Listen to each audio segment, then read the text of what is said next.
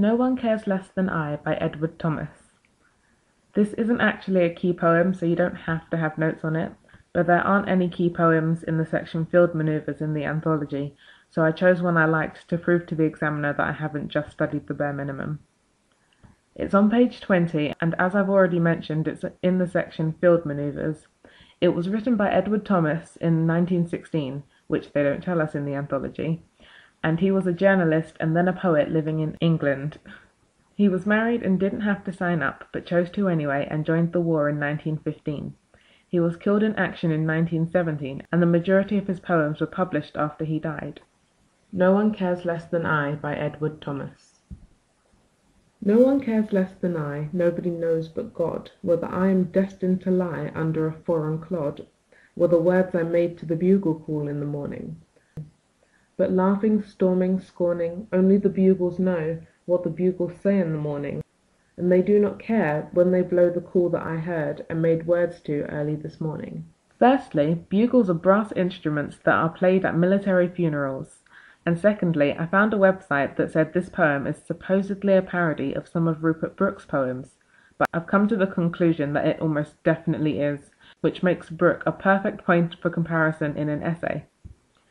One of Brooke's poems that it openly mocks is The Dead, which is on page 47 if you want to pause the video and have a read, and it says, "Blow out you bugles over the rich dead." Brooke uses the bugles to celebrate the passing of these people because their noble sacrifice for England has made them rarer gifts than gold. However, Thomas makes a point of the bugles' lack of emotion towards the soldiers, even going as far as to suggest that they're amused at the thought that they might care. Thomas also mocks Brooke's poem The Soldier, which isn't in the anthology, as it says, "If I should die, think only this of me, that there is some corner of a foreign field that is forever England." Thomas's response is literally to say, "No one cares less than I, whether I am destined to lie under a foreign clod." This blasé rebuttal takes the solemn tone of Brooke's sonnets and twists it completely into what could almost be considered an insult. Another poem you could compare this to is Happy is England Now by Freeman, because he says, "There's nothing more wonderful than a great people moving towards the deep of an unguessed and unfeared future," which I suppose is proven correct in the sense that the future seems unguessed and unfeared in this poem, although I would hesitate to refer to this as the mindset of a great people. You could also compare it to Rendezvous by Alan Seeger if you're looking at different approaches to death.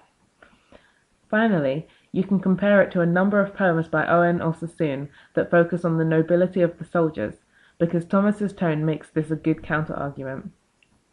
Finally, some themes of this poem are death, irony, religion, although it's a bit of a stretch, possibly insensibility, a lack of nobility of the soldiers, and the insignificance of each soldier.